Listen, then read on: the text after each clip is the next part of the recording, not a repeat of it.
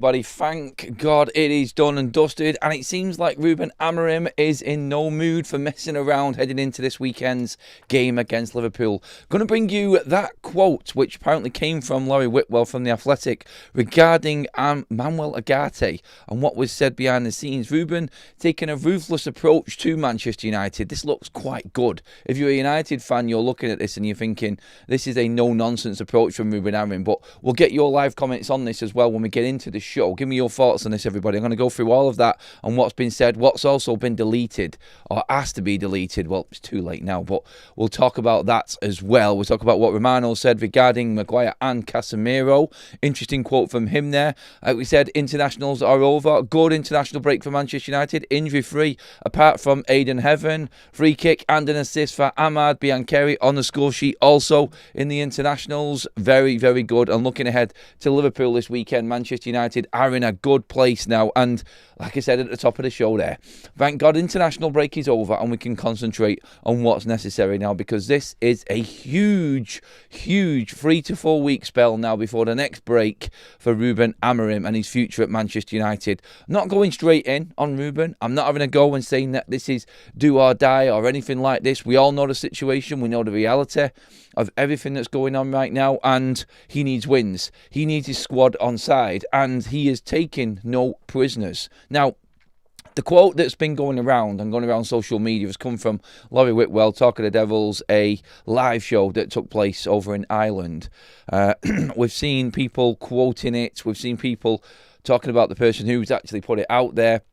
Apparently, it has been asked to be deleted. You're not allowed to say things that have come out from certain shows. You're told not to say things before you go into the shows or put them on social media. Things like this. That's all going around socials now. But I remember going back to the 4th of September, it was actually, and I did a video on Manuel Ugarte and him being cast aside. I remember the actual thumbnail. I remember what was talking about at the side. And there were some reports that there was a little bit of unrest between Rúben Amorim and Manuel Ugarte. Now, a quote has been released from what Laurie Whitwell said. And this goes right back to when Alejandro Garnacho was told to find another football club. Now, it's all over social media and you can see it there for yourself anyway. But Rúben Amorim criticised Manuel Ugarte in the same meeting where he told Alejandro Garnacho to find a new club. He said, you're not the same player you were at Sporting. That's what Laurie Whitwell of The Athletic apparently said. And I say apparently, I wasn't at the show, and people have been saying that they're not supposed to really quote what was said in them shows and what's been actually talked about. You know what it's like with Manchester United, though. Everything spreads like wildfire. But really, I'm not particularly bothered that Laurie's come out and said this. I think this was already in the public domain over a month ago. And like I said, I've done a show on this. You could go back to the 4th of September, and we were talking about Manuel Ugarte being cast aside and not being flavour of the month, let's just say, for Rúben Amorim. But Rúben's whole approach is that these players are really now being told it's put up or shut up. And we've used that. We've used that plenty of times in different shows. We've talked about it aplenty. I think it's been a big fan opinion drive as well in terms of what we expect from Manchester United players to what we've been getting. And nobody really cares for the players anymore. They're out of excuses for all of these players. We've tried, we've hoped, and we've given them enough rope to really pull themselves back out of the crap that they've dug themselves in through their performances, and they've not done it. So this really now is, I think, Rúben Amorim at a stage where he's going into the biggest, like I said, 4 weeks of his time at Manchester United so far. It is absolutely huge. Every single game has got jeopardy written all over it. We know what's coming up. The away record is not good for United. And when you look at the games that are coming up, 3 of them being away from home, he needs everybody on board. It's interesting, though, with Ugarte, and this quote coming out that Manuel Ugarte is not the same player he was at Sporting. Let's not forget, in this, and I remember talking about this before, Rúben Amorim was the one that sold Manuel Ugarte. Let's not forget, he sold him once already. And how many times have I said on these shows, and if you are a subscriber of the show and you've watched many of these live shows, I've always said Manuel Ugarte is coming up to his 2-year period, and the way that Manchester United are now operating, we've just seen a perfect example of this. No matter how much you were bought for, no matter who bought you, you are up for the high jump if you don't if you don't cut it at Manchester United. Rasmus Højlund, 2 years, gone. Still owe a fortune on him, sold him. Look at Andre Onana, never coming back to Manchester United again, underperforming. Manuel Ugarte is in that same category of player right now. This is second season syndrome for him, and he is definitely one of them players who said it's on the chopping block. And I've said this many a times now. I don't think there is any security over any of Manchester United's midfielders. How many times have we talked about Mainoo, Bruno Fernandes to Saudi, Casemiro's contract running out? More on him in a minute from what Romano said last night as well. And Manuel Ugarte just is not good enough. He has proved that he is not good enough. And the fact that he cannot hold a place down when he is our only real holding midfielder, you could say Casemiro too. But Casemiro's entering the twilight of his career, and we all know that he's going to be walking at the end of the season. You're supposed to have a player there that is stepping forward. Honestly, I'd rather have Toby Collier in this side than Manuel Ugarte at the moment. But I think looking at it now, Rúben, with the players that he's got, and this is why we've talked so much over the last few days, over the last few weeks, in fact, over midfielders coming in. Yes, the transfer window is still a couple of months away, and we shouldn't really be looking at it, but I think we're that starved of quality in the midfield area that we're actually looking ahead and praying that something happens. And you can feel this within the media as well, driving home this unrest within Manchester United and already trying to build some momentum for reports that are going to be coming in January, when United really do need to go into the market and buy a midfielder. Because I've said this before and I'll say it again, I don't think Rúben Amorim survives if he hasn't got midfield reinforcements. And I don't know how he balances the mood within the squad. Manuel Ugarte, by all accounts, is a likeable guy. He's in that South American contingent that we've got in our squad right now. And I just think I don't know. At the end of the day, though, we're talking about this. Should Rúben do this? Should this be the right approach from Rúben Amorim? Be ruthless. Don't give them any rope at all. Call them out for what it is. But what you've got to remember here is this is Rúben Amorim talking to his squad in-house and letting them know that he's not happy. It's the fact that he's been leaked out is the problem. It's the fact that people are talking about it when we shouldn't be talking about it. We should be talking about what I've just said there, about Manuel Ugarte, 2 years in, going off what's been done before in the transfer market, going off what Manchester United have done with the likes of Onana and Rasmus, like I said. And this is what we should be talking about, his performances, not what's been going on behind the scenes. Not that Rúben Amorim has told him he's not the same player he was at Sporting, alongside that meltdown that happened with Garnacho that David Ornstein broke from The Athletic. It is right now just about what's being leaked out from Manchester United, because people want to know why we are so bad. People are desperate to find out and report it. And I'm not surprised at all that Manuel Ugarte is in trouble at Manchester United. We can see this already. We can look at what's happened on the pitch and say that Manuel Ugarte is in trouble, because he started in a big game against Manchester City. He was given a chance, and positionally, he was absolutely awful in that game. Absolutely awful. And look, I still remember coming back to it.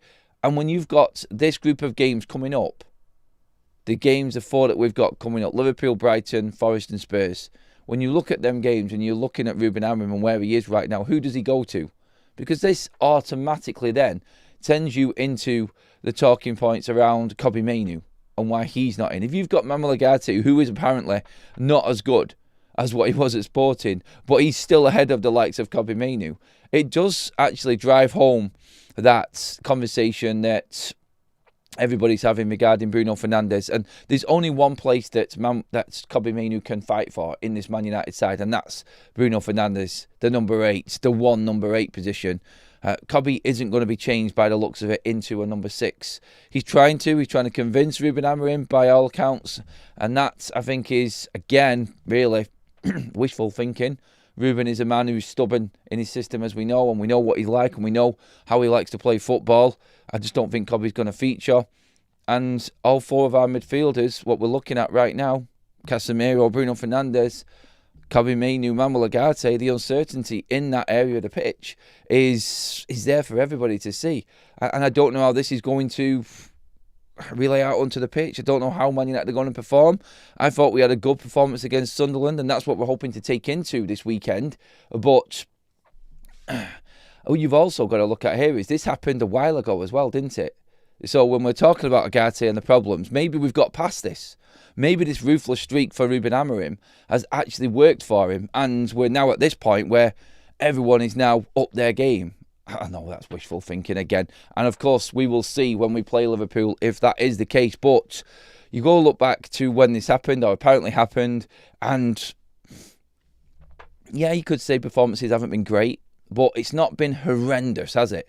It's not been like they have completely down tools on Rúben Amorim. Maybe out of all of this, maybe out of everything that's gone down, this has actually worked for Rúben Amorim. And heading into Liverpool this weekend, after that result against Sunderland, good international break for everybody. We'll get into that as well in a minute. Good international break for everybody as well. Everyone goes into this Liverpool game a little bit more positive and a little bit more upbeat. Now, look, we will see when they walk out on the pitch, and Liverpool isn't really the game to gauge where Manchester United are at. We just hope that we don't get absolutely battered in this game. Otherwise, I think Rúben is done. But I think we still are going to see somewhat of a performance when we take to the pitch on Sunday. And hopefully, all of this, the leaks, what's been said, all of this has been dealt with in-house, and Manchester United are in a different place. That's what you would hope as a Manchester United fan, isn't it? But let me know what you think of them actual reports, everybody, and what you think of the message from Rúben Amorim there, from Manuel Ugarte. Are you bothered about it? Do you think this needs to happen more? Do you think that Rúben needs to be a bit more cutthroat with these players? Because we're going to talk about other players in a minute which kind of go against what we're talking about here with certain players and how Rúben's approaching it. Let's get into the comments section. Angry Beaver, thank you first of all for that gifted membership. Kevin with a super chat says, "Morning, Adam. Hope you're feeling better, mate. Voice is hanging on, but yes, I'm managing. It's not. It's definitely not as bad as it could have been. Let's just say that. From what I've had before, that's what I mean. But yeah, you could probably hear the croakiness is still there anyway, but it's surviving, and definitely the right call in not doing the watch-along for England last night. Although, great performance by England, by the way. 5-0, qualified for the World Cup. Marcus Rashford still talking, by the way. I don't even know if we'll get to that in the show today, but interesting thing in what he said in comparing Barcelona to Manchester United and his hopes for the World Cup. But that maybe we'll get into later on when we're talking through the international roundup and everything. But let's get some comments in on Rúben's approach to the Manchester United players. Rúben's approach to this ruthless side of him, where he is, what I hope, because this happened a while ago, I hope has actually worked. Because I don't see much. I don't see. Look, you've got the Mainoo situation, but even the word for Manchester United is behind the scenes. Mainoo is working his ass off and he's trying to get back in his side. Whether his people and his representatives like it or not, at least Cobby's mental attitude is that he is going to graft his ass out. And all we're seeing at the moment is Cobby in training, no one saying anything bad about him at the club, and no leaks like this coming out. We don't get anything like this on Manuel Ugarte, because this could have easily been the same thing with Mainoo. Because if the Athletic are reporting and leaking news that Garnacho, a Manchester United academy player, has been absolutely slaughtered by Rúben Amorim, then you could have easily got this about Cobby. So you tend to think that things behind the scene are not that bad for Manchester United right now. But look, time will tell, and what happens on the pitch is going to be the biggest key in all of this. Cracking free kick from Ahmad yesterday. We'll talk about that, Tomo. It was. I have seen it. Has anyone got an idea how long these football jerseys take to arrive? Good question. That should be there with you. And to be honest, I'll check on that for you. Sean, if you want to message me later, I'll find out, mate, for you on that one. Might want to leave Man United with the malaise in the club and lack of minutes. Is that Cobby that you're talking about there, Lawrence? Hopefully Shaw's 2 years are coming to an end too. We talked about Shaw last night, actually.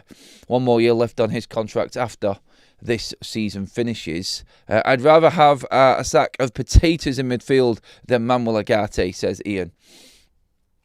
Very harsh. Dalot and Bruno are not going anywhere with Amorim around. A few people had that sort of thought yesterday as well. We bought the only South American midfielder that struggles with 10-yard passes. It says Compost. United in Focus says, it's hardly surprising that Ugarte is getting called out. Any player would struggle in that midfield. He needs a good operator alongside him. Bruno, question mark, give the lad a chance, swallowed up in there. To be honest, like with Ugarte, I do get what you're saying there, United Focus. How we been a bit harsh on him? I don't think I am. I just don't think he's good enough. Just plain, period. And I think this now, looking at his career, he's 23, going on 24. He's in his third club already in that time since arriving in Europe. And now we're probably talking about him leaving again. Kind of tells you different systems, different clubs not working. Now, you could also say that he's gone from Sporting to PSG because of his quality at Sporting. And that's because they thought there was something there in him and wanted to get him before anyone else did. But then he's not worked at the highest level. And you could say that Man United are not the highest level and he's still not working now. The system's failing him. But he knows Rúben Amorim's system. And if he is making the decisions that he's making on the pitch, then he has to look at himself. I don't think it's helping him. I do agree with that. But his decision-making is awful. It really is bad. I've sat in Old Trafford sometimes and I've watched what this guy does and I've seen where he is. I've looked at his positions and I'm wondering in my head, I'm like, that's not what a holding midfielder should do. You don't go out and press a ball higher when you know that there's a man just behind you. It's too easy for the quality of player in the Premier League to pop the ball off and bypass you and that press, and then you've left your defence completely exposed. He did this continuously in the Manchester City game. Not many people were picking up on it. His decision-making that I really question, and I think Rúben has really got a problem with right now, and this is why I think he is being spoken about. I think this is why this is a similar subject to what we were talking about just over a month ago. Hold off against Grimsby, awful against City, never a guaranteed starter. It should be his position. He should be nailing down this position in holding midfield, Manuel Ugarte. He should be the one that's there, and Manchester United are going to be changing the attacking number 8 midfielder type player around him. That's where it should be. I'll be extremely annoyed if we do what we did against Arsenal, though, in terms of, I'm not sure what that is, actually. People trash Ugarte all the time, but the guy is left 1 versus 3 nearly all game as Bruno just runs wherever he wants, as he has no discipline to play his position. Look, you can talk about Bruno all you want. That scenario doesn't happen on EX. It doesn't. He isn't left 3-on-1. Bruno is still there as well. In fact, Bruno sometimes is too deep because he's been given this new role. Manuel Ugarte, I'm not bailing him out because of the position that he's in and the system that's not working, the players that he's got around him. That is on Rúben Amorim, but I cannot bail Manuel Ugarte's performances out at all. He cannot pass the ball. He is like a hot potato with the ball at his feet. And his decision-making, like I said, that is knowing where to be and when to go and what to do in that position. And you can bring in the other players and the system if you want, which is fair as well. But there are things in his game that I just don't see Rúben being able to use and utilise going forward in this system. And I think this is why he's one of the players that is being replaced. And what happens with Mainoo? This is why I think we've heard the talk of a Baleba and Mainoo combination. Mainoo is the 8.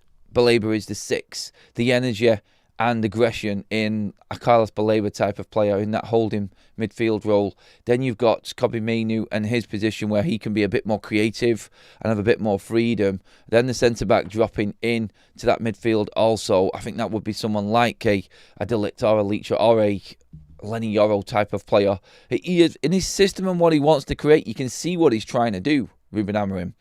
It's whether or not, like Chris Wheeler said last night, the players believe in this system. And I said, look, the players can say all they want. They're behind Rúben Amorim. They like him. He's a nice guy.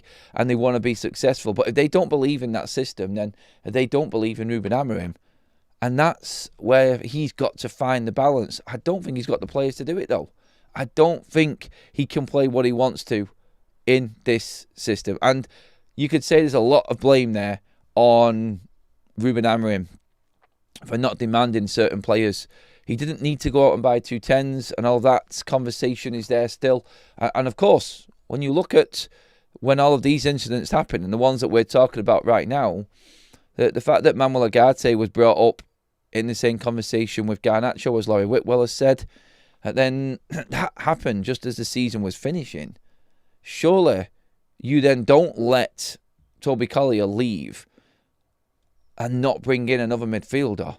You are leaving yourself, absolutely. So it was Rúben's choice to play Bruno Fernandes. And as much as I do criticise Manuel Ugarte, I do still, like some people have said in the chat there, feel a little bit sorry for him that he hasn't got the best players to operate around him.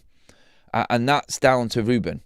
So if Rúben's losing it and saying that he needs more from his players, he needs more professionalism from his players, I think there is an element there that does have to be taken into consideration where he is in charge of what happened in the summer. And he did leave himself short in midfield. He didn't need to get rid of Collier. And you can argue Collier isn't good enough anyway. I understand that. But it's still somebody who knows that role and that position. And you never know, he might have grown into it. I just feel like he was the easy target and the easy one to get rid of. Rúben knew that he was dropping Bruno in there, and that was his plan. And everybody else had to go because of it, because he's got Ugarte, because he's got Casemiro. Cobby was going to fight Bruno. In his head, Rúben's thinking, this is actually the right way to go here. And I've got my options, and this is the plan. This is going to work. But again, you're taking Bruno's game away from him in that position, and he isn't disciplined enough to hold that two-man midfield. That's on Rúben. Whether or not we can bring in anybody in January now, I don't know, is the honest answer to that. We talked about that yesterday, and we've talked about everything regarding the transfer window. Brighton coming out yesterday as well. No chance that Balaba's going in January. Obviously, we're not going to get Elliot Anderson. We're not going to get Wharton. Do we then drop down to the Joe Bellinghams we were talking about yesterday? Do we talk about the Ruben Neveses? Is there a loan out there for somebody we can bring in? Is it one of our academy players coming through? We brought you the update yesterday that Sekou Kone is now back in training and could be heading straight back into under-21 training soon, and then for maybe moving up to first-team training and being that other midfielder. United, I don't think, are going to go out and spend money unless they get it at their price. Therefore, I don't now feel, going off what Brighton have come out with yesterday, United are going to get any of their top targets this January. I think it could be a difficult month. I still think they're going to try and bring someone in, but it's going to be no one that we really ideally want who's at the top of our list. Let's just say that. Right, let's get some more comments in quickly before we move on. We have got quite a bit to talk about. Both Martinez and Mazraoui have had plenty of games in the midfield before in their careers, and I would use them both in there, especially Martinez. It will work for us, guaranteed for me. I never want to see players being brought into positions they aren't natural in. Look, I'm not saying Martinez hasn't got the quality, but this is a man that's just coming back from injury that you want to thrust into midfield where he's going to be doing more. I just don't see it happening. And Rúben doesn't look like a manager that's going to do that. Remember when we had Mazraoui playing at 10 and Ahmad on the bench? We're not going to get that Ten Hag situation with Rúben Amorim, I don't think. But yeah, there's going to be calls for it, and I think this is why Martinez comes back in when he's fully fit, because he will step forward into that midfield. I think he'll be the player that does it. MUF454 says Mainoo's best position, in my opinion, is the 10. He doesn't have the engine to be a box-to-box, nor the passing range to be a deep midfielder like Modric, but he'll thrive in the attacking areas. And again, we are overloaded in the attacking areas. That's the problem we've got. The unbalanced squad is where players are going to suffer for United. Anyway, moving on, I want to get into the other stories and what Romano said regarding the older player situation. So talking last night on his Here We Go podcast, he was saying about the Maguire situation. We've been speaking about this and that new contract. In order for Maguire, this is Romano, in order for Maguire's contract to be extended, both parties need to find a resolution on reduced terms. Maguire would need to reduce his salary. There is no current negotiations taking place for the contract of Casemiro, though. There is a feeling he might leave in the summer. There's a feeling. I'm like, don't. don't do this to the Manchester United fan base, because I said it last night, and I think everybody took a big deep breath when I mentioned the fact that you could still have Bruno, Dalot, Shaw, Maguire and Casemiro in Man United's first team squad next season. If that happens, I think there'll be a lot of Man United fans that just give up completely. There is no way. We should not be giving Maguire a contract, in my opinion, anyway. Casemiro, it's not even worth talking about. I think he'll be gone. United need that wage off the wage bill. And I don't even think it's a talking point, to be honest, at this point. I don't think Ineos are ever in their...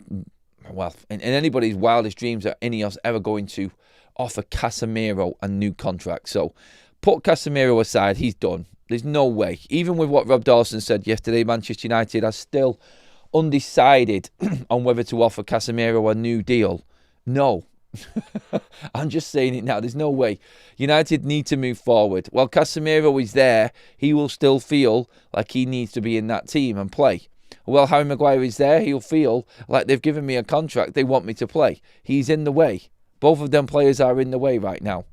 And I understand we want to keep that professionalism and experience. Move on.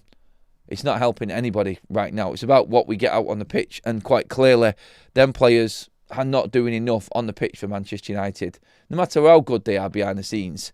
It's all about what they do when they step on that football pitch, and it's not there. But Maguire needing to agree terms, which kind of tells me, if it is the case, and obviously everything that we've said about Maguire in terms of the rumoured numbers are rumours. We know that there is a conversation going on. We know that there's talks for a new contract, but we don't know the exact amount. Now, there was a story going around that Maguire was on the verge of signing a 120 grand a week. That's what Man United have offered him, which is ludicrous on its own. And I broke that down the other day into different sections as to how it's so ridiculous. For instance, £14 million for Manchester United to keep Luke Shaw and Harry Maguire. The fact that Harry Maguire is 70 grand a week less wage than what he's on right now is still free. Is still 30 grand more than Dargu, Heaven and Mainoo's contracts put together. There's so much wrong with that story, and Maguire being offered 120 grand a week. If he isn't happy with that, then oh my days, it just adds another episode to the circus that is Manchester United. And I'm only guessing here because Romano has been talking here that both Maguire and the club need to agree on these reduced terms. We've heard that there is an offer on the table, but that might not be true. We might not have an offer on the table for Harry Maguire. It's just what's been spoken about at the moment. But again, I don't feel like the Manchester United fan base are going to be on board with Harry Maguire staying on anything near that 120 grand a week. It's just not right. And like I said, Casemiro, just forget about him. There's no chance that he gets a new deal. Definitely not. And I think going forward, Manchester United's investment will come off the back of this midfield situation that we're talking about right now. I do think that if Bruno Fernandes leaves in the summer, Manchester United will bring in another 3 midfielders. And then, does Mainoo hold down that number 8? Are we bringing in number 8s? If you're going to be bringing in the quality that we're talking about, is Mainoo's time at Manchester United done? Because he's being replaced even if Bruno leaves. I think there is an idea in Ruben's head that Mainoo is going to fit alongside the new number 6 that comes in. Like I said a minute ago, I think that's in his head, but I think that may be taken out of his hands. If Mainoo isn't playing and we're going into January, then I think he's got plenty of issues to deal with there, Ruben, in terms of unrest within the squad. Casemiro, I think, is an easy one. Maguire shouldn't even be talked about. I want to be talking about Mainoo. I want to be talking about him and what's happening with him. This shouldn't even be a conversation for Maguire and Casemiro. It shouldn't even be brought up or being spoken about. It's a non-starter. Move them on. Move them on and stop clinging on to the past. Your future is Mainoo and you're about to lose him. Whether you like him or not, he is going to be more effective for Manchester United in the next 2 to 3 years than what Casemiro and Harry Maguire are. Get Mainoo sorted. Look, if he's not happy, then yes, you might have to end up moving Kobe on. But the fact that we're talking about Casemiro and Maguire ahead of the likes of Kobe Mainoo right now, it just goes to show where we're actually at and why the fan base don't have confidence going forward and are concerned going forward. Obviously, we need to see a lot more on the pitch, and that is obviously something that everybody's going to be looking at and hoping does get better. But, I mean, when you're looking at Maguire and Casemiro's, and that might be the future, then no one's going to have any hope. No one's going to have any hope. Anyway, everything that's going on there, I'll keep you updated with. Obviously, Rúben Amorim's press conference is on Friday ahead of the Liverpool game, so we'll get the full injury updates on everybody from international duty. As you can see going across the bottom of your screen, everyone is done. There is no injuries at all, apart from the one we've spoken about already on Aiden Heaven. That isn't thought to be too serious though, so Aiden Heaven, the only injury concern from international break, so good all around for Manchester United squad. Everybody's fit, everybody is available for this weekend's game, apart from Leacher, and we will get an update on Mazraoui from Rúben Amorim in the press conference, I'm sure, on Friday anyway. But in terms of the internationals and what's actually been going on, Ugarte, Manchester United under-21 striker, scored his first goal in his first start for Wales under-21s yesterday. So that's good news that we've got our younger players getting plenty of game time on international duty as well, scoring goals. Could be a player that could step up. It's been a bit quieter this year for Ugarte, but could always make an impact through this season. You just don't know. It's just good that the players are actually doing all right still and they're actually performing. Obviously, Ahmad yesterday, if you didn't see it, scored a free kick, got an assist as well in his game for the Ivory Coast. So good news there that Ahmad is in form heading back into the game against Liverpool. And then you get to talking with everyone fit and available. Obviously, you've got the likes of Cunha, who's now fully fit. Mason Mount hasn't played for 2 weeks, fully fit, rested. And Bruno in form, Ahmad in form. How does Rúben Amorim approach it going into Liverpool? Multiple options. Benjamin Sesko getting another 90 minutes as well this week for Slovenia. And he's got a selection headache. I like the fact that we've got selection headaches. I'm intrigued to see which way he goes. I personally feel it is going to be Cunha back on the bench again. I don't think he's going to change it. I don't think he's going to change much of what he did against Sunderland. Everyone's available who played in that game, and I think it's going to be the same team again. I don't know what you all think. Get your thoughts into the comment section on this. I'm going to get in there now. We'll talk a bit more detail about the performances of certain players in a minute as well, but I actually think it's going to be an unchanged side, which is a rarity. It is a rarity for Manchester United, but unchanged, I think, going into the Liverpool game is where we're at. Everyone's in form. The only concern I've got is if Mazraoui comes back, and this isn't a concern for Mazraoui, by the way. If Mazraoui comes back, I would love him in the team. I would love him in the back three. But I think he might play him on the right, and then and then Dalot on the left, and we might lose Ahmad and Dorgu. Obviously, Patrick Dorgu did not start the game against Sunderland anyway, which is why I think it will be an unchanged side. But really intrigued to see how he approaches the Liverpool game and who actually starts. Is he going to go defensive wing-backs or attacking and put Ahmad on? Some people would say there's a shout for Ahmad to start in at one of the 10s. Look, it's going to be difficult for Rúben to pick that side, and I just hope that he does go with that attacking element as well. I'm not saying go toe-to-toe with Liverpool, and I get the shout for Mazraoui coming in at right wing-back because he's defensive-minded and Ahmad's not. And could the likes of Ugarte be bombing down Manchester United's right-hand side and Ahmad's not being able to keep up with him? He's not the right type of player there. You know what I'm saying. It's which way would you go? Let's get some more comments in. Keep them flying into the live comment section, everybody, please.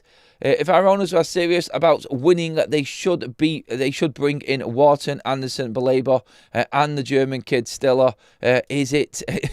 Yeah, it's Stiller. We need them all, or at least 3 of them. Time for them to start spending. Well, they can only spend what they can because of PSR. But we will see on that one. I don't think we could get all of them. That is wishful thinking. But you are right. If you're looking at ambition, then that's the way that United should be going. That's the way we should be looking. Them types of players are where we really, I think, if we're going to improve, should be aiming. But again, all of these players now, and this is how far United have fallen, I do believe that there is part of the players now the players that Manchester United are interested in, anyone in football right now, anyone who has been linked with Manchester United, there is an element that their representatives, I think, will be looking at Manchester United and thinking, maybe this isn't the right move anymore. And if United don't get European football, and I've said this so many times, if United don't get European football, then that's going to be very, very difficult to convince players. 2 years with no European football is a harder sell than 1 year, because United have never been 2 years without European football while the Premier League has been going. So realistically, yes, you could probably say it's a blip, we're not in Europe. But if it goes to 2 seasons, then players are like, oh, maybe this is the full-on decline of Manchester United. Maybe this is the end of the road. And maybe it's not an appealing sort of transfer to them anymore. See, our young players won't develop if we keep players like Harry and Shaw, Casemiro or Bruno, says Chad Nikes says, Liverpool away is one of the hardest in world football. Go out there and fight, win, lose or draw. We'll get on board with that. I think that is what this weekend is, and how it's going to be judged. It's the performance probably more than the result for Manchester United at weekend. And I know we need results. I know Rúben does, and the media will drive home United losing again if we do lose the game.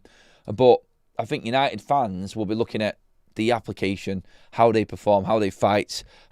I think that's what everyone's looking for in that Liverpool game. This player FC rubbish is not a thing. The players have just never been good enough to win leagues. You can't draw blood from a stone. Under Ineos, though, we are massively underachieving. We are so far. That's a definite. You can't argue with where we are in the league. Look, again, no. 2 wins to Man United and we're in the Champions League places. That's how close it is at the moment. Unfortunately for us, the results, the games that have come up have kind of really gone against us in a way. Coming back off the last international break, away to City. Off this international break, away to Liverpool. Games that can go either way, just as we were maybe building momentum. And I say maybe. And I say that because we've only ever won 1 game. We still haven't won 2 games in a row. And I will never get carried away with 1 win. Like I've said before, they need to show us more. A performance against Liverpool and maybe scraping a draw, you find a lot of the fan base actually jumping onto that and going, okay, we've backed up a good home win with a solid away draw against one of the favourites for the title. Now can you go and beat Brighton? And then I'll really start to believe that we are moving in the right direction. That's what needs to happen. Definitely. Adam, do you think Maguire and Mason Mount could make the England World Cup, if they have good seasons? No, Joe, I don't. I don't think Tuchel's thinking down that road. I think there's so many other players. I mean, where does Mason Mount fit in? We're talking about Jude Bellingham right now, trying to get into the England side. Mason Mount doesn't stand a chance. And I haven't got a problem with that. I'm not saying that he isn't good enough. I can see why, is what I'm saying. There's too many other good players ahead of him, and in his position, he really doesn't stand a chance. And that's just me being brutally honest. Maguire, I don't know. Look, I think that says everything. The fact that Man United don't have any England players, even in contention right now, tells you exactly how far this club have fallen. It is embarrassing for us, but no, I don't think they will make it. Unfortunately, our season will be over by the time we get to January. We will get the midfielder in, but we will be too far away down the league by then, in my opinion. But I hope I'm wrong. What midfielder do you think we're getting, United Focus? Who do you think it is? Because I'm not too convinced. I'm not too convinced that we will actually get that midfielder in. Al says, do people think Mainoo is a star and Amorim is cruelly denying him? We are overrating him. Look, I've said this before, when Mainoo came about with his contract situation, he really hasn't done enough for me to warrant that big contract anyway. And look, if Mainoo goes, I'm going to be completely brutally honest here right now. If Mainoo is sold by Manchester United, I don't think I'd lose sleep over it. I wouldn't lose sleep over any United player leaving right now. That's where I'm at with this team. I'll give the new players their chance, obviously. Players that have only been in for a season, or this summer, or come in last season. Like, they've only been here, what? Like, we're coming up to 2 years for the ones that were brought in last summer. And this, obviously, this season, forget it. Like, I'm not going to judge anybody this season, but that is too soon. But I'm not worried about anyone leaving. And that shows where I'm at as a fan. I just don't believe enough in these players. They need to show us that they are worth it. And I'm not bothered if Mainoo leaves. I'd be gutted that we've lost another academy player, yeah. But again, I think from what I've seen from Kobe, he's not one that I'm going to be thinking, oh, I can't believe that this is going to really, really affect Manchester United. No, nowhere near that. And I don't think there's many Man United fans are. Adam, do you think Jim is thinking it's cheaper to just give our players new contracts and use youngsters to go forward, as he loves saving pennies? I reckon, Jim, maybe even getting rid of that. I don't even know what that says at the bottom there. Sorry, mate, but Joe, on that one, no, I don't think Sir Jim Ratcliffe is. I don't think he is tight with his money. I really don't. When it comes to transfers, Manchester United, since Ineos have come in, we're talking what, like 450, nearly $500 million in the time that they've been at Manchester United on transfers. When you break it all down, yeah, you could say that Liverpool spent that this summer, and that's what we're up against. Well, Liverpool spent nothing this season before. So let's look at our transfer windows and how much we've spent compared to Liverpool's. Since Ineos have been in situ, Manchester United have spent exactly the same as what Liverpool have in transfers. We've just spread it out over 2 windows. They mainly just done all of theirs in 1 window. And everyone's judging Liverpool's signings right now, aren't they? And so it's not like I think they're tight. Again, I think recruitment is key. And what they have done for me that gives me a little bit more confidence is they have brought in people that understand football and understand what's necessary to build a culture and a winning mentality. Whether or not that comes off, we will see. But I stick by my thoughts. I think in 3 years, I think that's a fair time to start judging where we're at. So after next summer and start of that season, I'd say by, let's just say, this time next season, going into the Christmas period, we can start to really judge what Ineos have done so far. I think that's probably fair. Because that's 3 years in there, near enough, or leading into the 3rd year, and 3 transfer windows. I actually haven't really got too much of an issue with any of the players we've brought in. The only one we're talking about this morning is Manuel Ugarte. That's the only player that I think you could really, really question that has been brought in that just doesn't have the right qualities. Others might argue a couple of other players, but I do think that Manchester United under Ineos, I don't think we are skimping and scraping. I think everything that's been saved that they have done with the cuts has gone into the club, into the transfers, and we have spent decent amounts of money. I would like to spend more, but I think more importantly for Manchester United fans, spend more having got rid of crap. And I say crap lightly, really, there, because I like Casemiro. I think he's a brilliant player. I just think it's time. Harry Maguire, thank you. Great service. Well, that's arguable again, but 6 years, full commitment. Thank you. Move on. This is what big clubs do, and we're not doing it, and that's the problem I've got. That side from Ineos, I won't be happy with.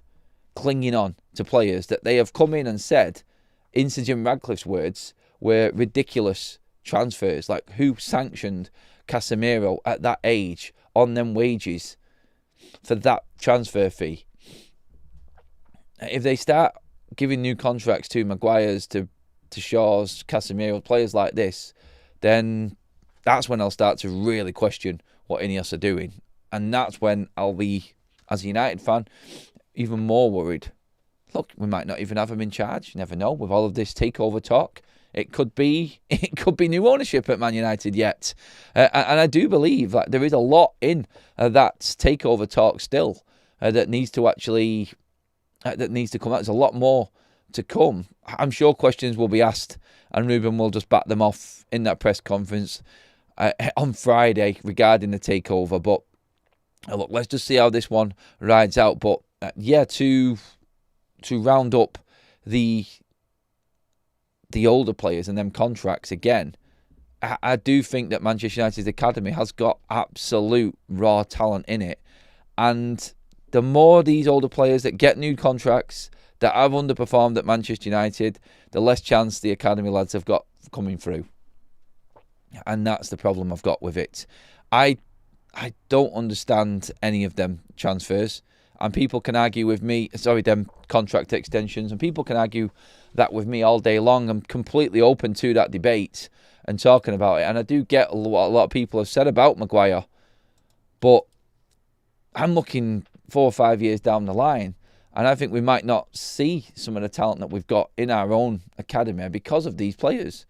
And let's be honest, why do you think this is going to change anything from what's gone on before?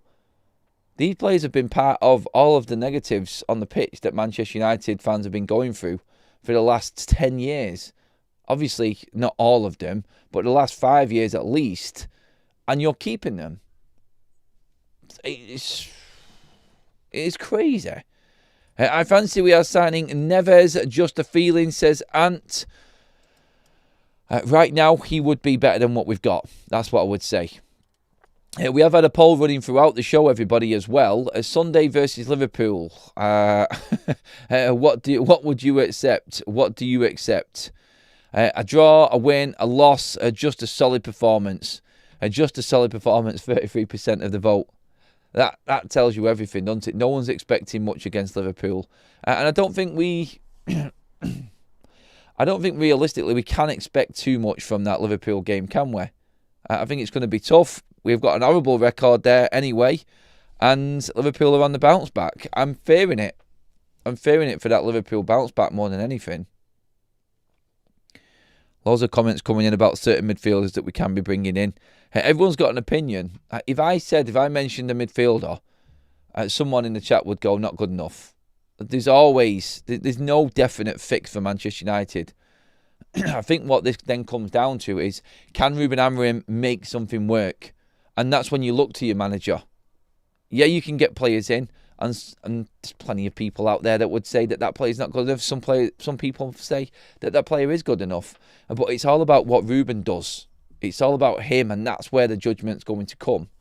It's going to be how he fits what he's got in here and how he integrates some of these younger players, because I'm not confident that he'll get the man he wants in January. I do think that someone will come, and it might be a loan somewhere in January, but I'm not 100% confident about it.